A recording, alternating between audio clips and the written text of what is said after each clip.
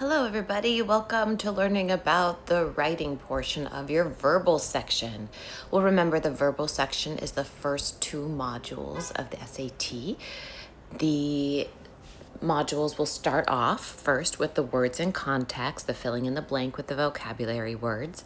It'll move on to the reading passages, and then from there, it'll move on to a different type of question. You'll know you moved on to this part because the questions stop varying and they're all the same. They'll always say, which choice completes the text so that it conforms to the conventions of standard English? It'll look just like this. Which choice completes the text so that it conforms to the conventions of standard English? You'll notice once you get to this portion, the questions stop changing. They all look the same. So let's talk about technique for this section. First things first, consider your answer choices. This is how the SAT broadcasts to you what it is testing you on.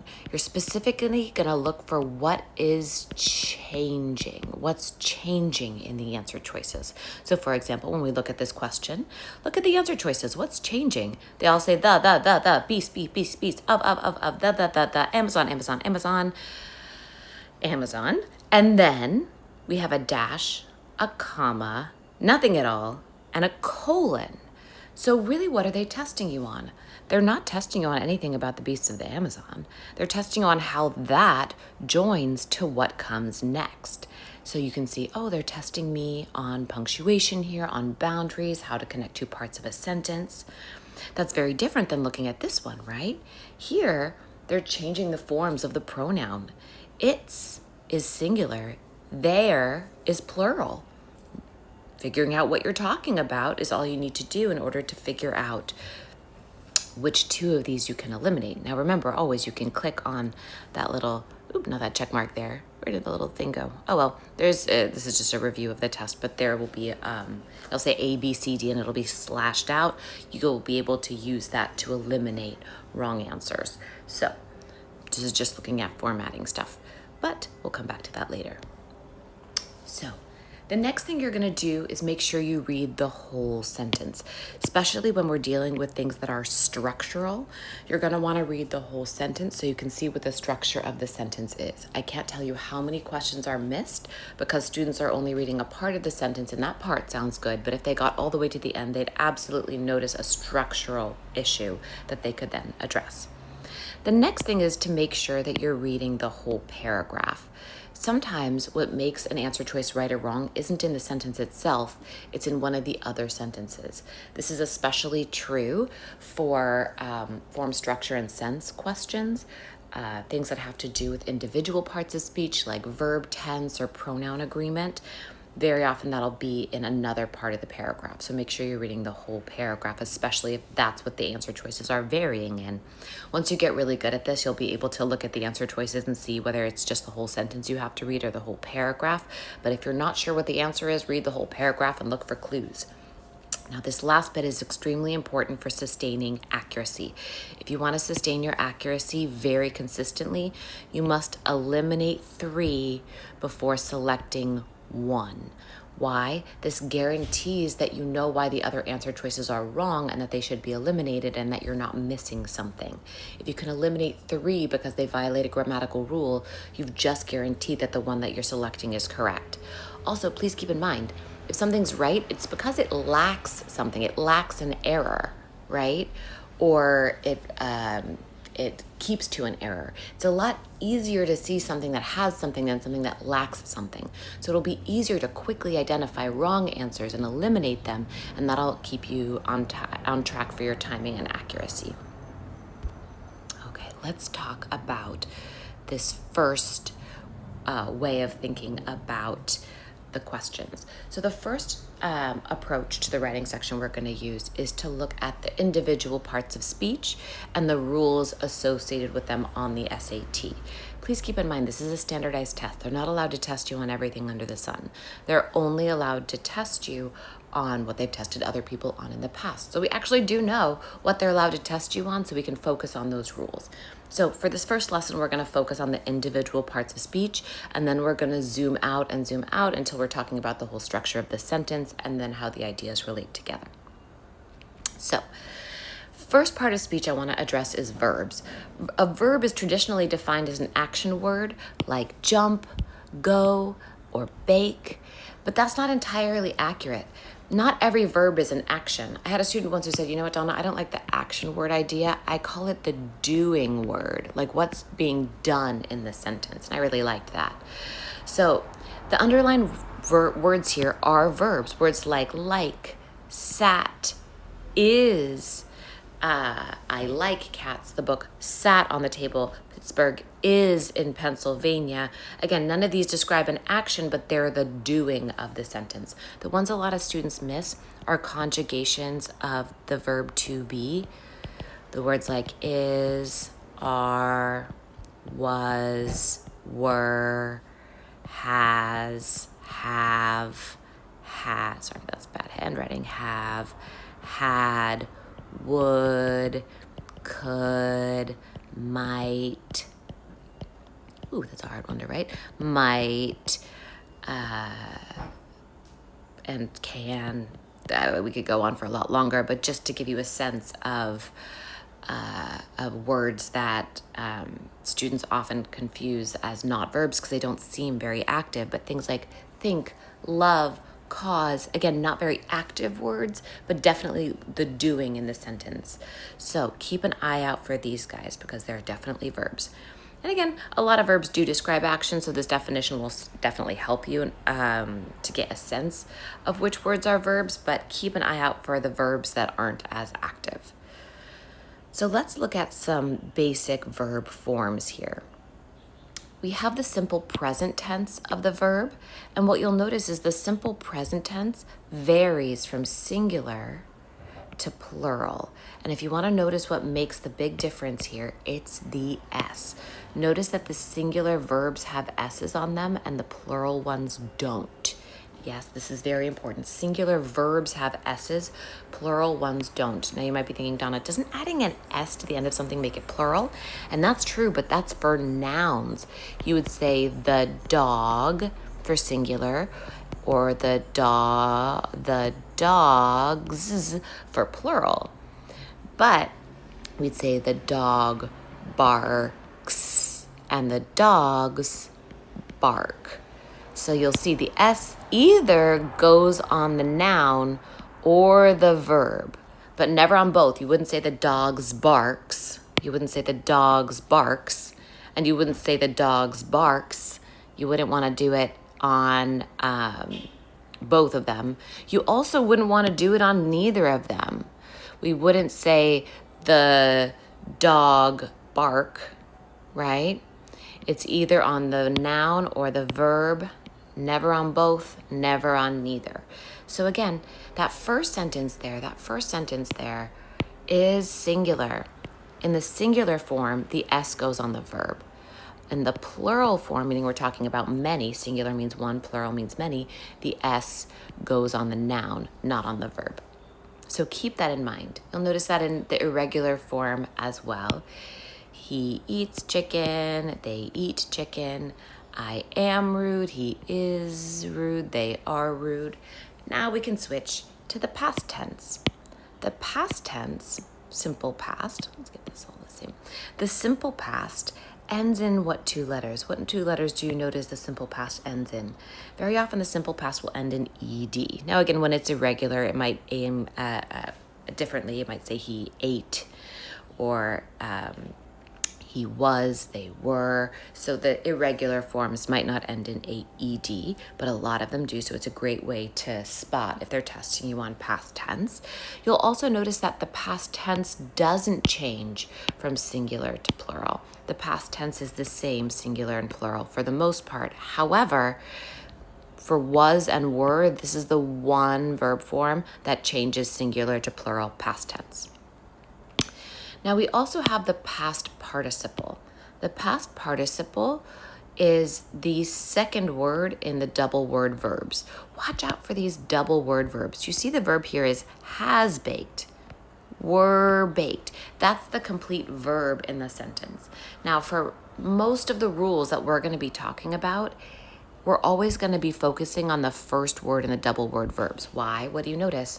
the past participles don't change. And if they don't change for singular and plural, for example, we can't use that to test us on verb agreement, which is the next rule we're going to get to. So again, very, very rare for them to ever test you on the actual past participle directly. But I wanted to use this to show you that there are multiple word verbs. Has baked, were baked. This is the verb form that uses the past participle. We also have a verb form that tests us on the present participle. He is baking cookies. Is baking, again, is another double word verb. The part that ends in ing, those guys are the present participle. Again, if they're testing us on verbs, they're most likely going to have us focusing on the first part of that, so keep an eye out for always the first word in the double word verbs. But please notice the present participle isn't always a verb. When we look at this sentence here, baking cookies is fun, what's the actual verb in that sentence? It's is. Is the actual verb. So what's baking doing? Well, let's think about this. If I say, for example, and let me type this out for us here. If I say, I like running. If I say I like running, let's consider what the verb in that sentence is. Am I really saying that I'm doing running in this sentence? No, the running isn't the doing of this sentence. It's the like part. I like running. Like is the verb. What's running then? Running there is being used as a noun. Like I like apple pie, I like democracy, I like pencils. Running is the noun in that sentence. And when the present participle is being used as a noun, is called a gerund. But you don't need to know any of this for the SAT. You don't need to know how it is named. But it's important to notice that not all words that end in ing are verbs. How about this one? Turn off the running water. What's the word running doing there? That's like saying turn off the hot water, turn off the cold water, turn off the smelly water. Running there is describing the water as an adjective. And if I say he is running down the street, now we can think is running is part of a verb because it's the doing of the sentence. But notice if we ever use ing as words as a verb, then it will end, if it ends in ing, it's going to need what's called a helping or linking verb. That's the is, are, was, were, has, have, had sort of words that go along with it. So these guys alone, if I just said he running down the street, it wouldn't be a good sentence. If we're going to use an ing verb, it's going to need another thing to help it out. Otherwise, so here it's definitely a verb, part of a verb. Here, like is the verb, right? Running here is a noun. And here, turn off the running water. Remember, it's an adjective. It takes on many parts of speech. So again, to identify the verb form and what you need from it is going to be really important, especially when we talk about sentence structure. So the infinitive is the verb form that takes the word to bake, to eat, to be, and that's, again, usually not the primary, well, I'm going to say not the primary verb. For example, here, he likes to bake cookies. Like is going to be our verb in that sentence, right?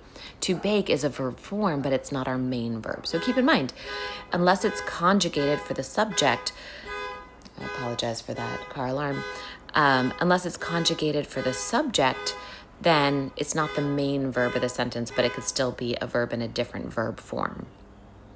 So let's talk about our first rule here, verb agreement. Every sentence contains at least one main verb, and that verb will have a subject. The subject is a noun that identifies who's performing the action. It's basically the thing that's doing the verb.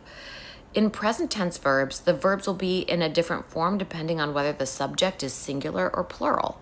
That is, the subject and the verb must agree in number, singular to singular, plural to plural.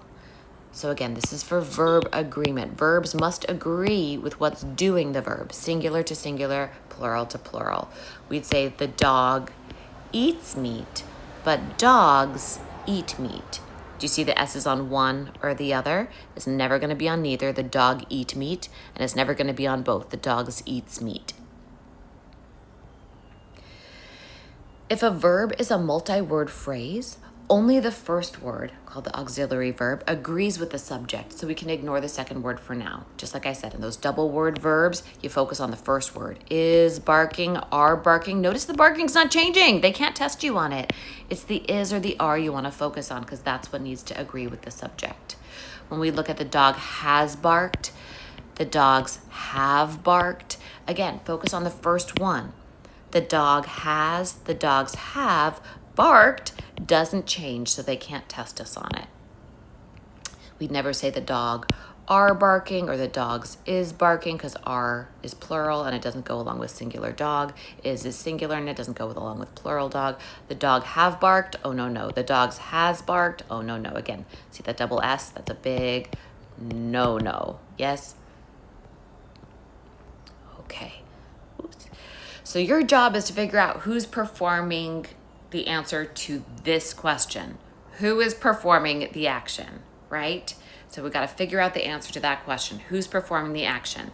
You might think it's easy. Well, it's not. They're going to do a bunch of tricks to keep you from identifying who is performing the action. The sentence often describes abstract concepts where it's hard to identify the actors and the actions.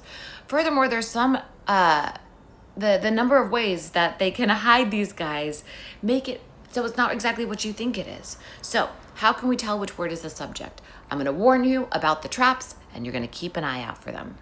We have to find the core sentence. The core sentence is like the beating heart of the sentence, is that connection between the subject and the verb. We can add a lot of things to it, and we want to make sure that we continually find the core sentence. So for these three examples, the core sentence is the dog. Oopsies, let me adjust that size there. The dog is barking. Now notice what we've done here. We say the dog in the yard is barking. So we've inserted something in between the subject and the verb. Now that one's not too tricky, but let's look at a longer one. We might say, if I have, oopsies, the dog is barking. The dog is barking, right? But notice in the second one, we say the dog that I got from the pound last week is barking. Or the dog, which I bought for my ex-girlfriend Jessica in a pathetic attempt to win her affection back after she dumped me right in front of everyone in the hallway outside of math class a little over 3 months ago, is barking. You can see by the time we get to is barking, we might have already forgot what was doing the barking. They're trying to distract us in between the subject and verb to make that match harder to find. So let's talk about the types of things we see in between subject and verb. So one are called interrupting phrases. These are phrases surrounded by commas, as in the queen, comma, who has absolute power over her subjects, as well as all the dukes and other aristocrats, comma, are rich. Now what you'll notice is we here have these commas. They act like little pot holders. They kind of grab onto each side of the phrase like you would grab onto the sides of a pot. You can kind of grab onto this phrase and take it right out of the sentence. And you'll notice that the core sentence stays intact. The queen are rich. And now it's a lot easier to see that the queen, our subject, is singular. And are, which is our verb, is plural. Does it match? The queen are? No, the S is on neither of them. So this is a big ol' no. We'd need to say the queen is rich. But look, they're no sillies. You can really see what they're doing here if you take a good look. We have our little potholder phrase right here, a little phrase surrounded by commas. We can see that what they put in there, they put the word subjects, dukes, aristocrats, all those plural nouns that sound really good with the word are. Subjects, dukes, and aristocrats are rich. However, because of the structure of the sentence, because of these little commas bracketing that phrase, it's telling us that we're actually not talking about the subjects, the dukes, and aristocrats. That's just like a aside. That's just like a fun fact. The queen, but the queen are rich? No. Is rich, yes? Now, it's not just commas that can do this. We can surround the phrase with dashes. The sequel's budget, dash, estimated to be over $100 million, dash, is more than double that of the original movie. So you can see here the dashes also act like potholders, And we can see our core sentences here. The sequel's budget is more than double that of the original movie. Well, budget, that's singular. Is, our verb is singular also, sorry. So budget is, that matches, that one's good. But again, look what they did. They tried to get our ear usually matches to what comes right before the verb. So our ear wants to make this match, dollars is. And that sounds horrible because they both have S's on them. So they're trying to make it sound wrong when it's actually right. And again, this is the SAT's favorite way of trapping us. They know that we learn grammar and use grammar mostly through how it sounds. So we're listening for something to sound good or sound bad. So they use that against us. They make things that are wrong sound right and things that are right sound wrong. But again, if you're checking, you're saying, this is my verb, this is my subject, you won't be trapped by that. Now, sometimes our interrupting phrases aren't surrounded by anything at all. Yeah? The dog that I got from the pound last week is barking. Again, our core sentence, the dog is barking. Notice our interrupting phrase here doesn't have any commas or dashes. Yes? But if you're asking yourself the right question, you'll be fine. You'll ask yourself, who is barking? Is it the week that is barking? No, that's crazy. Is it the pound that is barking? Pounds don't bark. I certainly am not barking, so it must be the dog. And as long as you can make that match, you will be good to go. Now, a little note about punctuation. I'll sprinkle in some punctuation notes before we get into our punctuation chapter. But please notice that our potholders have to match. Yes, the surrounding commas. If I start with a comma on one of these phrases, I have to end with a comma. If I start with a dash, I have to end with a dash. And if I don't have anything at the beginning of the phrase, I don't want anything at the end. So make sure you're watching out that your potholders match each other. Okay. Let's talk about prepositional phrases. Prepositions, and when you look at the word preposition, a lot of people don't know what a preposition is. So let's talk a little bit about what a preposition is. A preposition, the word I want you to see in preposition is position. Position. It puts two words in position with each other. So prepositions are small words, though they don't always are. They're not always small. Words like of, in, or on, and it shows the relationship between two words, usually a noun. So for example, in the phrase, the dog in the yard, in is the preposition, and the yard is the object of the prepositional phrase that's being put in relation to this other noun, the dog. So when I say the dog in the yard, it lets us know the relationship between the dog and the yard. And if I say in the yard is our prepositional phrase, basically a little phrase that starts with a preposition. And they like to attach themselves to nouns to further describe them. So the subject of a sentence cannot be inside a prepositional phrase. It can't be the object of the prepositional phrase. So for example, when I say the Queen of England is rich, of is the preposition here. I know it's a little counterintuitive, but notice it puts the relationship between the Queen and England very clearly, as opposed to saying the Queen in England or the Queen against England, right? It shows us that she's the Queen of England. And if I say of what? We'd say of England. So of England is our prepositional phrase. Now notice where they put that. Right in between is, which is our verb, and the Queen, which is our subject. Now here, who are we saying is rich? Are we saying that England is rich or Queen is rich? Well, we're saying Queen is rich. Of England is just there to tell us which queen we're talking about. So again, when you're matching to the subject, try to identify your prepositional phrases and skip over them. If you are having trouble remembering your prepositions or identifying your prepositions, you're going to do the following thing. You're going to go to YouTube and you're going to type in preposition song.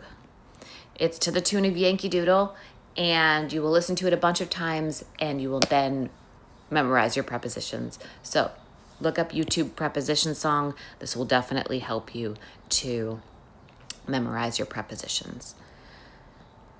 Let's look at some examples of prepositional phrases in a sentence. Here we have the dogs are barking is the core sentence.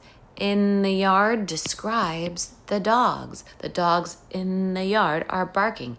Here the core sentence is the man is married. We interrupt the subject and verb with 3 children. The man with 3 children is married. All flights have been delayed. It's interrupting. Our subject and verb is interrupted by the phrase to Denver, which describes the flights. All flights to Denver have been delayed. The movie is scary is what I'm really trying to say, but I'm going to interrupt that with about vampires. Now listen, vampires might be very scary, but that is not what the sentence is talking about. We're talking about the movie that just happens to be about vampires is scary. So again, watch out that you're not just picking random words to be your subject. They have to be the thing that's doing the verb. And right now, vampires are not being scary. Denver has not been delayed. Children are not married, and the yard is not barking. That's not what's doing the verb. All right, let's look at our next rule. So let's see if we can spot, let's see if we can spot the error here. The construction of several groups of townhouses across the street from the complex of office buildings have been delayed. Let's see about this guy here. The construction of several groups of townhouses. Sounds fine, right? But let's analyze this. We're trying to find out what have improved the neighborhood. Now, maybe we're like, oh, it's the office buildings. The office buildings have improved the neighborhood. And that sounds like a good match. But wait, that's in a prepositional phrase of office buildings. Well, maybe it's the complex. The complex have improved? Oh, wait. The complex is from the complex. That's in a prepositional phrase too. Well, street, that seems a little bit weird that the street have improved the neighborhood, but that's in a prepositional phrase too, so that's not my subject. Maybe it's the townhouses. The townhouses have improved the neighborhood. Whoa. Of townhouses, that's in a prepositional phrase. Was it the groups that improved the neighborhood? No, it's of several groups. So really the way that we should read this sentence is that the construction, which happens to be of several groups of townhouses across the street from the complex of office buildings, but really it's the construction that have improved the neighborhood. Wait a minute. We have to make sure there's an S on one of those guys. This is our subject, and it's singular. That's our verb, and right now it's plural, and that's bad, yes? So we would want to say it has improved the neighborhood. The construction has improved the neighborhood. But you see, once they put all those prepositional phrases in there with plural nouns, it makes it really hard to see what the subject is. So learn your prepositions, find your prepositional phrases, find your phrases surrounded by commas or dashes in between the subjects and verbs, and ignore them. Another thing to watch out for are multiple subjects and multiple verbs. It's easy to see that the subject is plural when the noun is plural, right? You can see the dogs are barking. Here we have the plural subject and the plural verb, right? The subject is just a plural noun. It ends in an S. It's easy to see that this doesn't match. But sometimes the subject is a compound of 2 singular nouns joined by the word and. And even though each of these words is singular independently, the 2 of them together with the word and make a plural subject. If I say the bulldog and the beagle are barking, bulldog is singular, beagle is singular. But when I say the bulldog and the beagle is barking, oh, no. The bulldog and the beagle together are plural. So I need to say the bulldog and the beagle are barking. Now you might be thinking, Donna, I would never mess this up. Well, this is how they're going to do it. They're going to put that first subject really far away from the second one, really far away from the verb. So they'll give you something like the bulldog that I got from the pound last week, and the beagle, which I bought from my ex-girlfriend Jessica in a pathetic attempt to win her affection back after she dumped me right outside of math class a little over 3 months ago, is barking. By the time, unless you're reading the whole sentence very carefully and looking for your clues, you might miss that first subject. So again, making sure you're reading the whole sentence is going to be really important. Now, similarly, you can have a single subject and 2 verbs that are joined with the word and. So here we have the dog, that's our subject, and here's our 2 verb, eats meat and loves bones. Here, each verb has to agree with the subject. You wouldn't want to say the dog eats meat and love bones because that wouldn't match with our subject. So you want to think about it as almost like you're going to write 2 separate sentences. The dog eats meat and the dog loves bones. And again, sounds a little repetitive. That's why we don't do it that way. That's why we list the verbs instead. But when we list them, they have to be in the same form and both match the subject. Now check out this situation. The subject might come after the verb. Here we have, there is 2 people from Portugal in my math class. Our verb here is, but there is not the subject of the sentence. What is there? There is 2 people. There is 2 people. Wait a minute. We wouldn't say 2 people is. We'd have to say 2 people are. So there are 2 people from Portugal in my math class. Now this can be tricky because notice here, usually in all the other verb sentences that we looked at, here the subject came before the verb. Here the subject came before the verb. The subject came before the verb. What are you noticing here? The subject comes after the verb, and that makes it hard for our ear to hear. Maybe not in this first one, but the second one definitely. At the front of the building stands 2 bronze statues.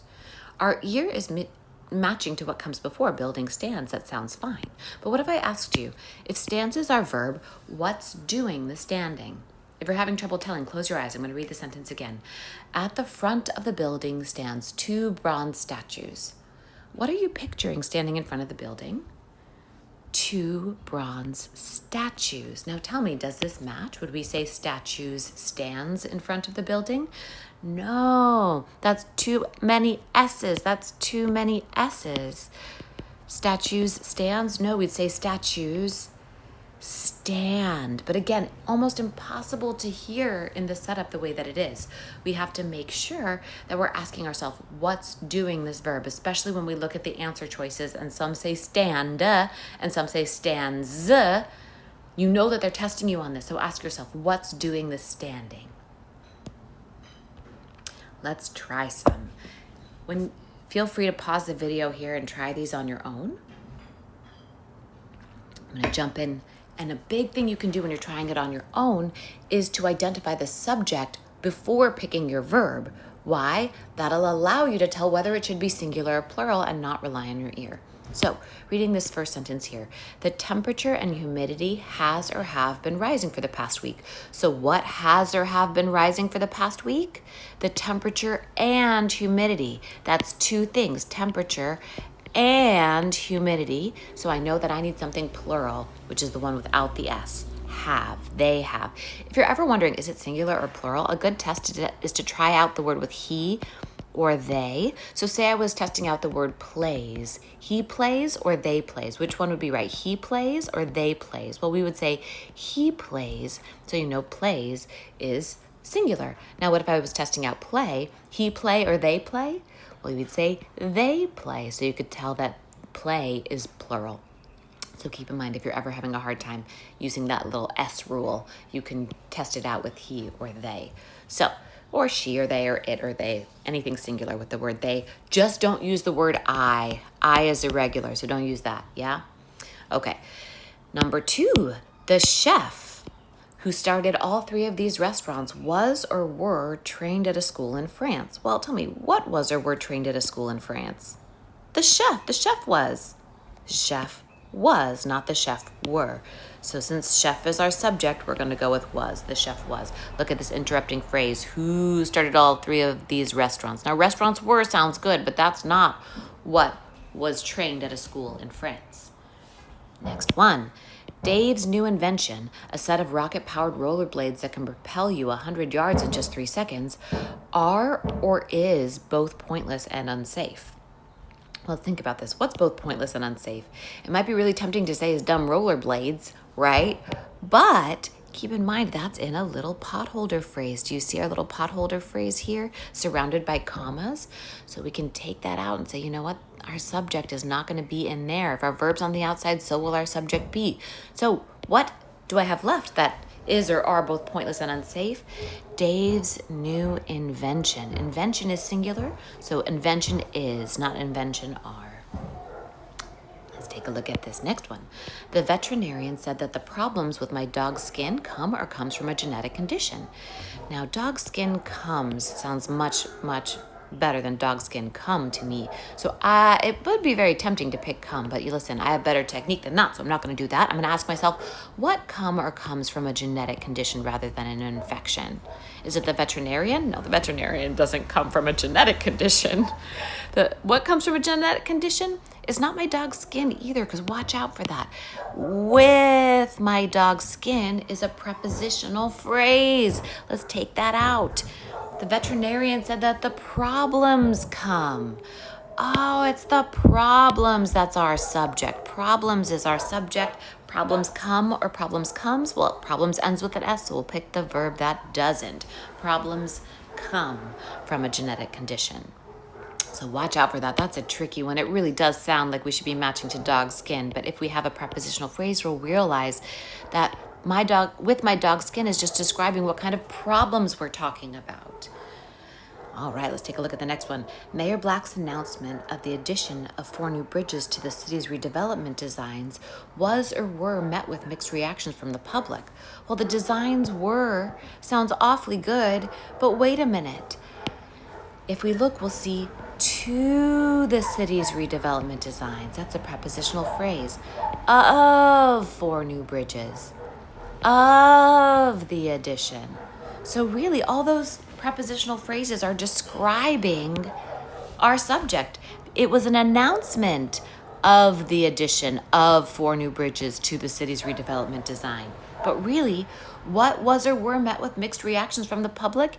It's our announcement. The announcement was or the announcement were. The announcement ends in a T, so we'll match it with the one that ends in an S, was. All right. Let's go on to our next rule, tense. Tense means time period, and it's all about consistency. Remember that past tense usually ends in ED. Present tense conjugates from singular and plural, so some ends in an S. Plural. Some end in an S and some don't. Future tense often starts with the word will blank, yes? So past would be played, present tense would be plays or play, future would be will play. When you notice the tenses varying in the answer choices, in order to tell which tense it should be in, you're going to look at the following things. Number 1, look for words that literally refer to time.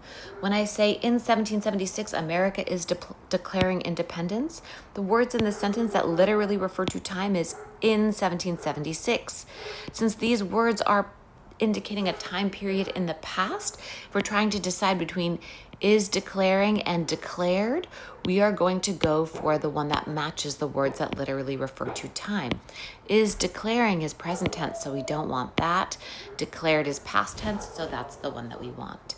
If I say next year our team has won 30 games, next year's our words that literally refer to time, putting us squarely in the future. So if we're looking at next year, would we say has won, present perfect, or will win, future tense? Well, which one matches next year? It should be will win. Now, I want to talk a little bit about where else we could see it if there are no words that literally refer to time. We'll look at other verbs in the sentence or the sentences nearby. Only verbs have tense. All the other words, all the other parts of speech like nouns, adjectives, pronouns, they don't have tense, yeah? I can say lovely, and you can't tell if it's a past, present, or future lovely, or dog.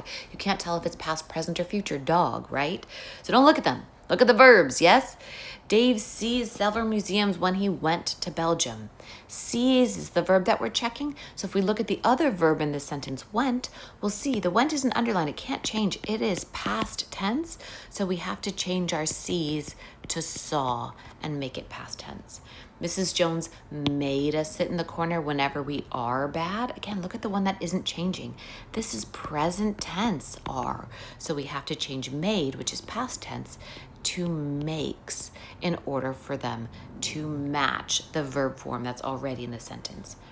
And again, we can look at other words in the little paragraph that they give us. The restaurant workers always follow present tense, the same routine. First, the hostess shows the guests to their table. Then the chef comes out and tells them about the specials. Finally, the waiter took their order. Whoa, we switched to past tense just on the last one. So again, follow, shows, comes, tells, they're all present tense. So this one needs to be present tense too and say takes. So watch out for words that refer to time and other verbs in the sentence. So I want to talk a little bit about perfect verbs. Perfect verbs are a verb form. They're not tested directly, but you have to be able to look at them and see what tense it is so you can see how to use it. So let's look at these two sentences. Bob was class president in 2016 versus Bob has been class president since 2016. They're similar, but they don't mean the same thing. When we say Bob was class president in 2016, what we mean is it happened in the past, it's past tense, and it stayed in the past. So we call this verb form simple past. You might hear people say past simple, but simple past is what I'm going to say. Just happened in the past, stayed in 2016, didn't come out of 2016, nice and simple. However, when I say Bob has been class president since 2016, now we're saying, yes, it started in 2016, but it's happening since then. It's still going on in 2016 and now. This verb form is called the present perfect. And the present perfect indicates it started in the past, but is still going on now.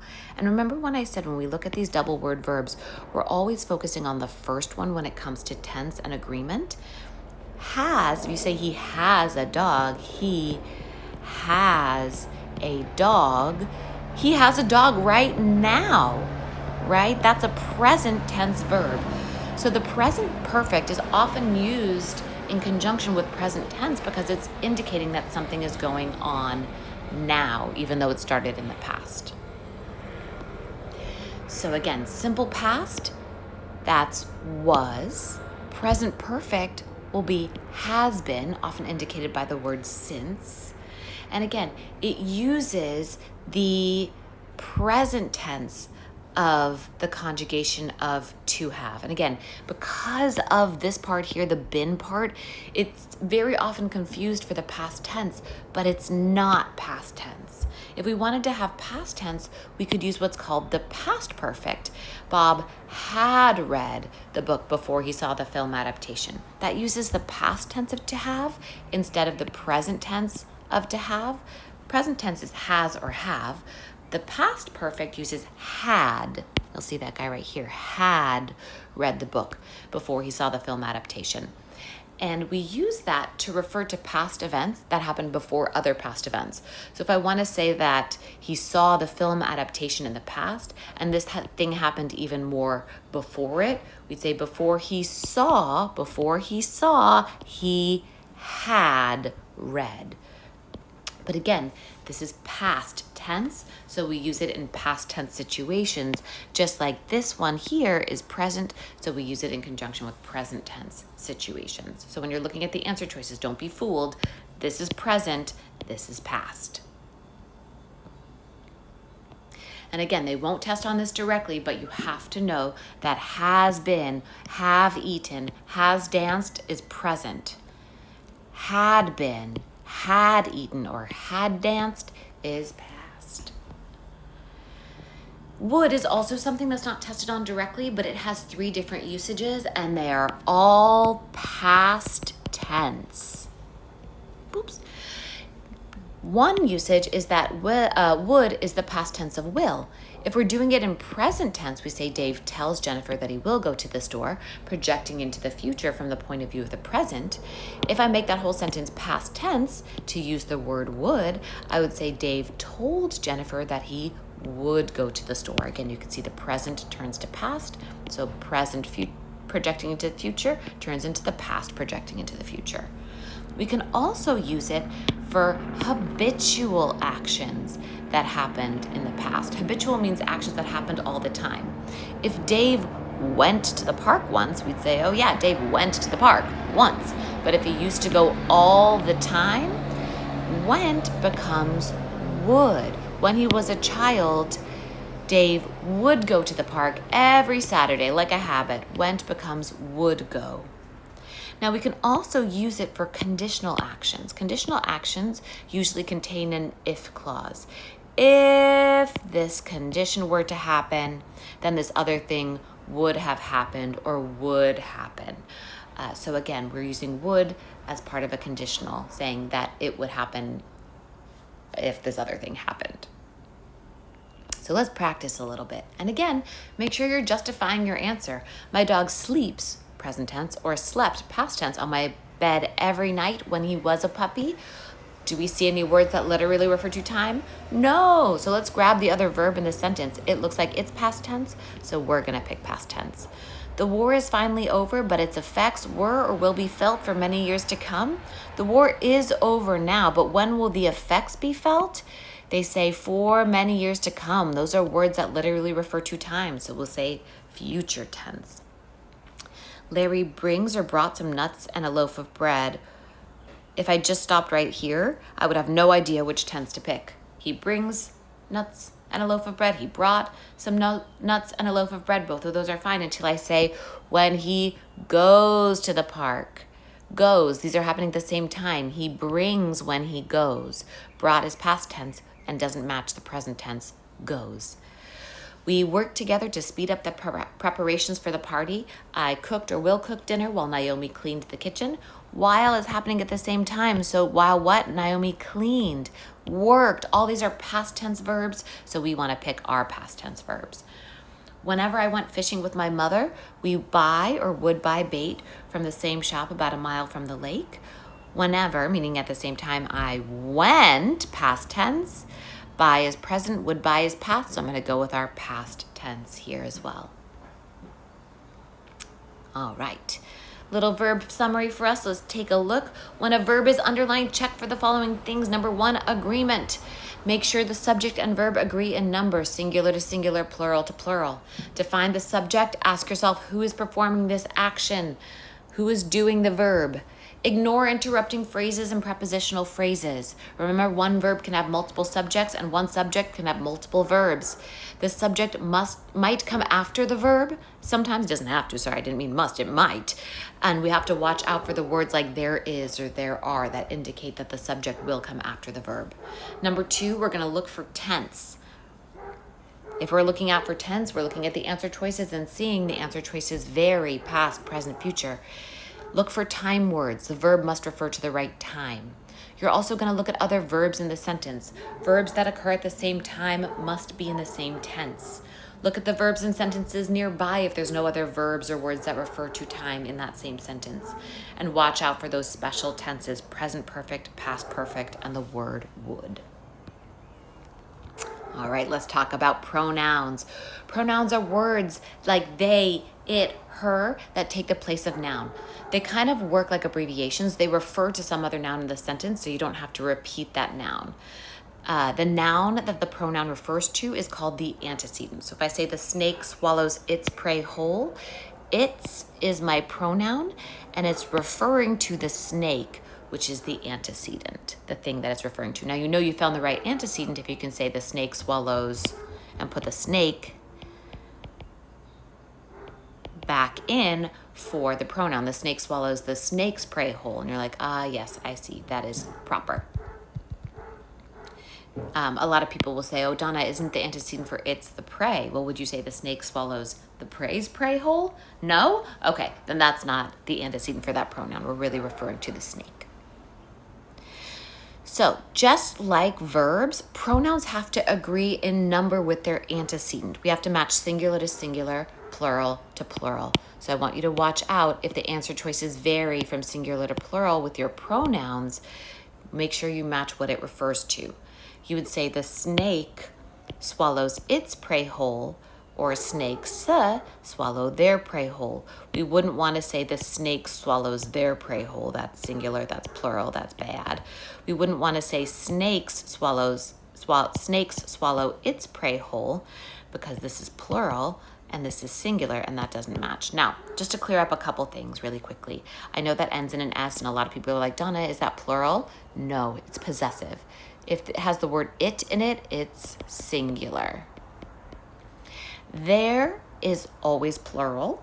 There can refer to people or things. I can say I have many friends who live in their own houses, or I have a bunch of pens and they're missing their caps. Yes?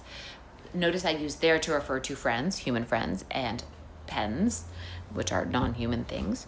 So there can be used for human and non-human. It's is only used for non-human. We have he or she for human. He, she, they. On this test, they will never ask you to decide on somebody's gender or decide if an animal should be referred to as a he or a she or an it. They will make it very, very clear from the antecedent whether it should be singular or plural. So you can feel confident that it won't be a gray area at all. So your job is to figure out who or what does the pronoun refer to. That is, if you replace the pronoun with another word in the sentence, which one would you use?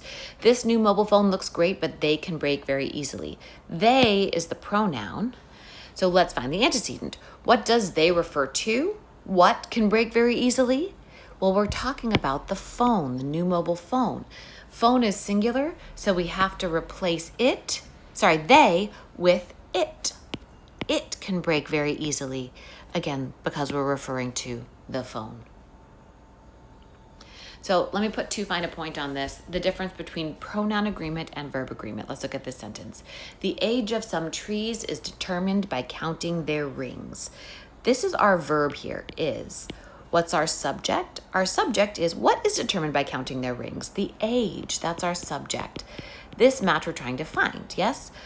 And we've been very good and skipped over our prepositional phrase of some trees to make this connection. The age is. Now, when I go to my pronoun is there. That's my pronoun. Now, whose rings am I talking about? Well, we're talking about the tree's rings. That's our antecedent. And that's the match we're trying to make. Okay, now you might be thinking, but Donna, you just gave us a whole lecture about not matching pronouns, matching to things inside a prepositional phrase or inside phrase surrounded by commas or dashes. And I will say, listen, that's only for subject-verb agreement. That's only for subject-verb agreement. When we're matching pronouns to antecedents, their antecedents can be in a prepositional phrase, in a phrase surrounded by commas or dashes. They can even be in another sentence. Yeah? So all those rules that we learned for subject-verb agreement do not apply to pronoun antecedent agreement. So keep your eye open for that. Watch out for vague or mysterious pronouns. Our pronouns have to be well defined. This is incredibly rarely or almost not at all tested on the SAT, but it used to be, so I want to include it here just for completeness sake. Also, I find that a lot of my students do this in their own writing, so I like to keep it in here just for a moment's conversation. Because it's going to improve your own writing. So vague or mysterious pronouns are pronouns that do not refer to something specific, and that makes writing very confusing. For example, if I said Scott and Bob were partners until he quit, he could refer to Scott or Bob. And if the purpose of language is to communicate something, we failed miserably here because we have no idea who quit. So what we'd want to do is replace that he with either Scott or Bob or they, so we actually know who we're talking about. If I just say in gymnastics, they take off points for bad dismounts, again, if I don't define who they is somewhere else in another sentence, I have just created a mystery pronoun which does not communicate information. Who takes off points for bad dismounts? Maybe it's the judges. Maybe it's the snarky couple in the front row who's just talking about everybody, right? We don't know, so we have to define it. So let's try some. Cucumbers are generally considered to be vegetables, but their structure more closely fits the botanical definition of fruit. Who are we talking about? Whose structure most closely fits the botanical definition of fruit? Cucumbers. Cucumbers are plural, so I'm going to match it with the word there. Despite our growing interest in the processes of the brain, there is still much that they or we don't understand about the way we think. Who doesn't understand the way we think? It's the same people who have the growing interest, our. Now you'll notice here we're matching to another pronoun. If we're referring to things in general, like someone, somebody, one.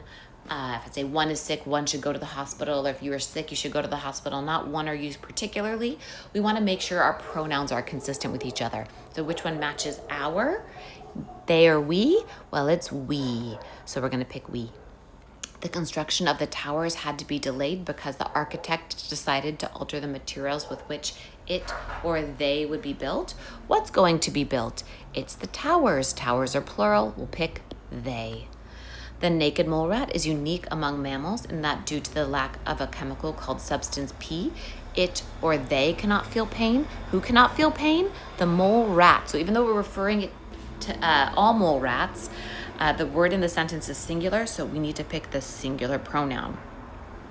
A well-written magazine article should be easily accessible for all readers, regardless of its or their knowledge of the subject. Who's having knowledge of the subject? All readers. It's plural, so we need to pick the plural pronoun. All right.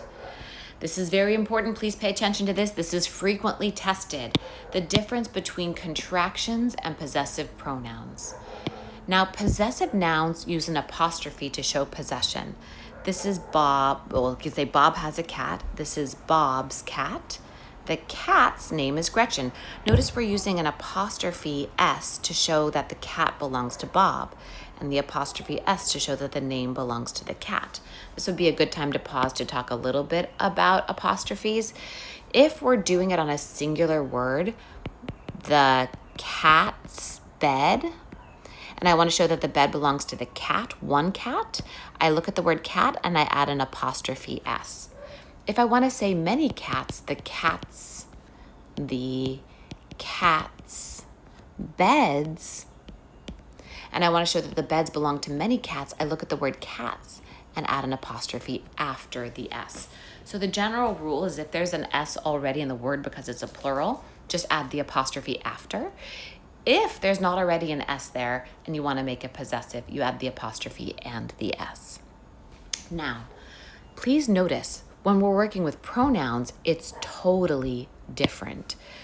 Bob has a cat. This is his cat. Her name is Gretchen.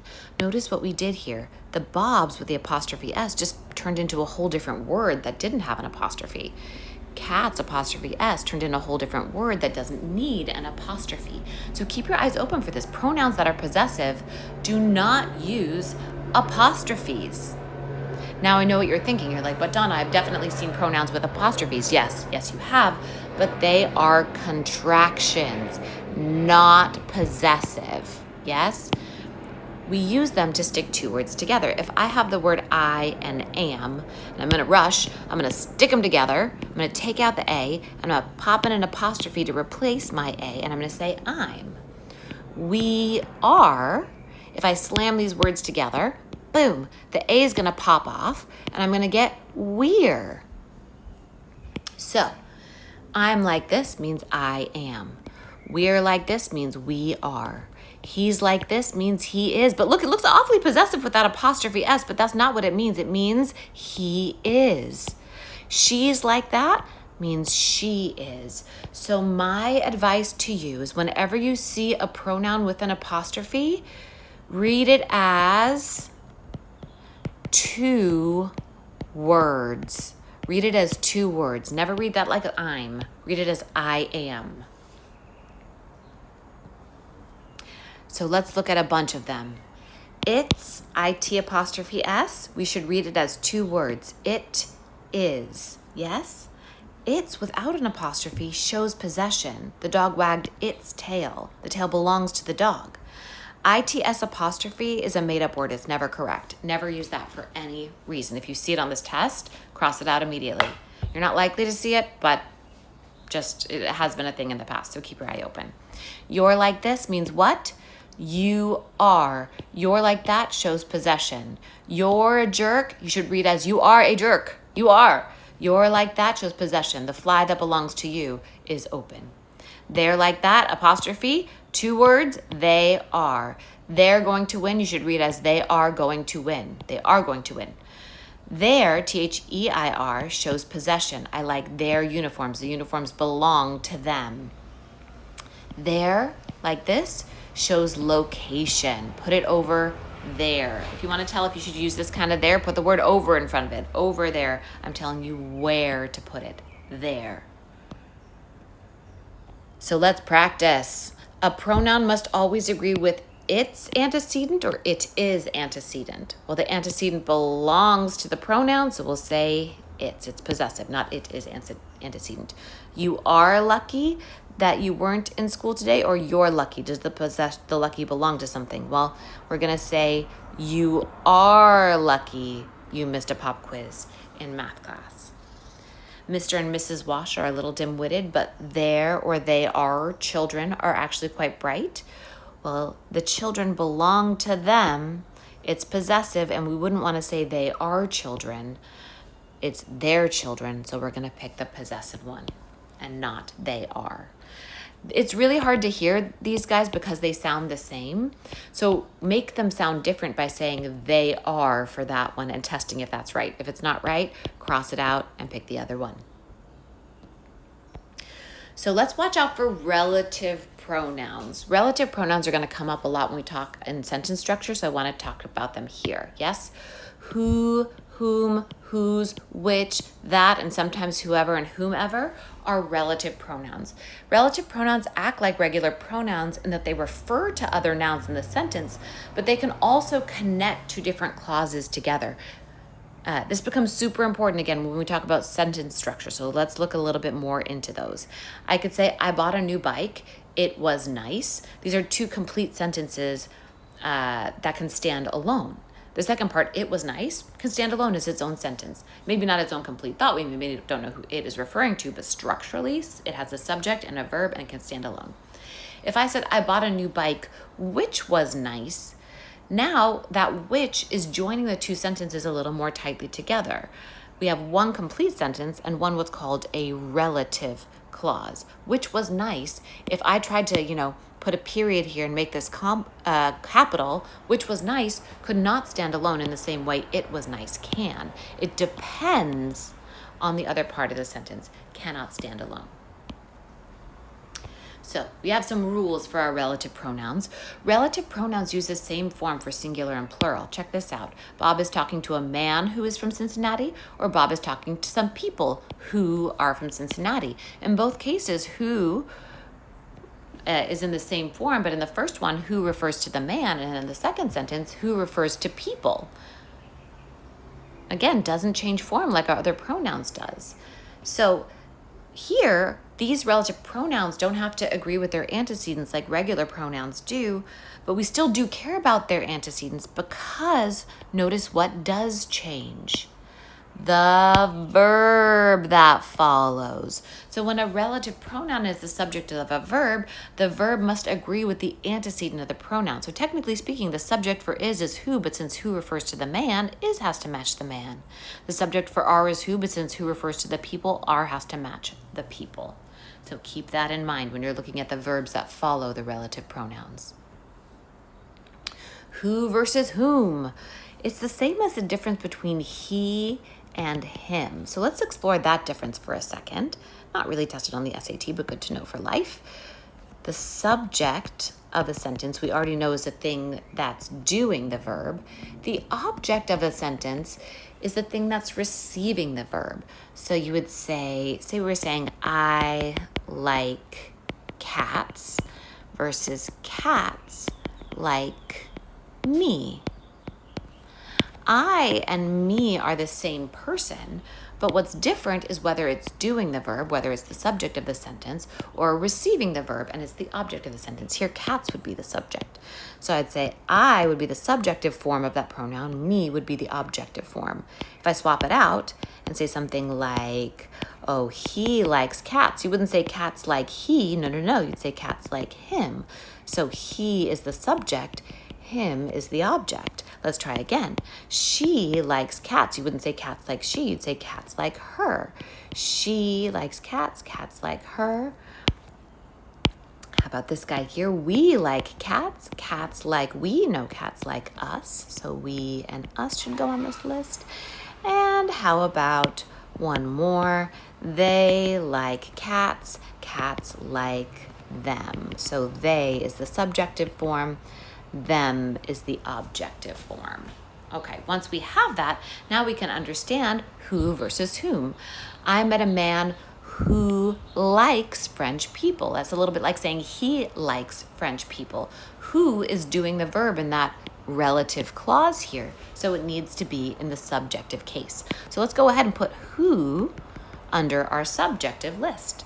Now, if we look at that second sentence, I met a man whom French people like. Who's doing the liking here? It's the French people. They're liking him. They're liking the man. So whom is receiving the action? Whom would be the objective case here. So again, if you're ever wondering, should I say who or whom, you can always try to swap it out with he and him. Would you say to who I am writing this letter or to whom I am writing this letter? Well, let's think about it. Would you say to he I am writing this letter or to him I'm writing the letter? You'd say I'm writing it to him. So we'd say to whom I am writing this letter. I bet you can already tell the difference between whose and whose. Who's like that? We read it as two words. It means what? Who is. The man who's buying my car, the man who is buying my car. Versus who's like that? Whose shows possession. The man who's buying my car. So the man whose car I'm buying. That means that the car belongs to the man that you're buying it from. Who versus which? Who refers to people. Which refers to non-people. Audrey is the girl who ate all the cookies. The person, the human who ate all the cookies. Audrey ate the one which had chocolate chips. The object that had chocolate chips. If we mess that up and say Audrey ate the one who had chocolate chips, now Audrey's a cannibal and eating a person. That's a little weird. That is often interchangeable with the word which. So we can say Audrey ate the one which had chocolate chips. Audrey ate the one that had chocolate chips. Let's do a little practice. The factory employs over 30 workers who are or who is well trained in woodworking. Well, we're trying to decide between are and is. One's plural, one's plural, one's singular. So which one do we want? Well, we can't tell by looking at who because they're the same form. So who's the who referring to? The workers. Workers are plural, so we'll pick plural.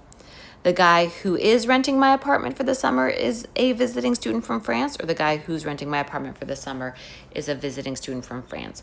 Well, the renting my apartment doesn't belong to the who. We want to say who is renting my apartment. Yesterday, I got a chance to meet the district superintendent of schools, which or who was a very friendly and charming person. If we're referring to a person, we need to use who, not which refers to things. After living in a dump for 3 years, I'd be happy to find an apartment that's or whose walls are perpendicular to the floor. Remember, we're supposed to read that like that is. After living in a dump for 3 years, I'd be happy to find an apartment that is walls are perpendicular to the floor. Oh, no. The walls belong to the apartment, so we want to say whose and make it possessive. Now you might be thinking, Donna, didn't you say who's only for people? Yes, I did. Who is only for people, but whose can be for people or for things or for singular or for plural. It's absolutely a one-stop shop for a relative possessive pronoun. All right. Once a bill is approved by both houses of Congress, it is passed along to the president, who or whom can veto it or sign it into law. Who is like he and whom is like him? Would you say he can veto it or him can veto it? We're going to say he can, subject verb. So we're going to pick who. All right. Let's try some practice. You know what I'm going to say? Let's hold off on that practice for now. Let's not practice now. And let's practice in a minute. Let's chat really quickly about comparisons. So for comparisons, we want to make sure we're comparing like things. Scott's apples taste better than Bob. Wait a minute. That sounds like I'm taking a bite of Scott's apples and they taste pretty good. And I take a bite of Bob the human and he did not taste as well as Scott's apples. No. That's not what we meant to do. That's bad. We should say Scott's apples taste better than Bob's apples, or better than Bob's. As long as I make it possessive, I'm implying the apples, and we're not talking about Bob now. Or Scott's apples taste better than those of Bob. Weirdly, that's the SAT's favorite. Why? It allows them to test us on pronoun agreement as well. Those of Bob refers to the apples of Bob, right? Plural to plural. How would it be different if it was singular? We could take a look at this one. Professor Starsky's explanation of Feynman's principles of subatomic particles was much more lucid than his colleague. Wait a minute. We're comparing the explanation to his colleagues. They're like, yeah, your explanation was super clear, but your colleague, the human as a person, not as lucid, right? Oy, not what we meant to say. Much better to say than his colleagues.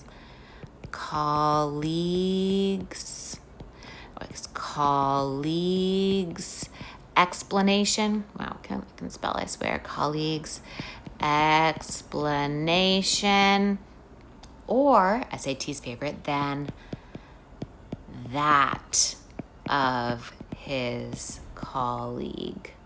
And again, notice that allows them to say that. It's singular because we're referring to a singular explanation rather than plural apples like we did before. So keep an eye open for that is, those are, right? Those of, that language. Remember, those are kind of like pronouns. They have to refer to things and match to them. And also that it allows us to compare like to like. So watch out for these comparison words. Than, as, like, unlike, differs from, similar to. It means that you're going to want to make sure that you're making similar comparisons, comparing the same thing. So let's pause the video here and go on to some practice.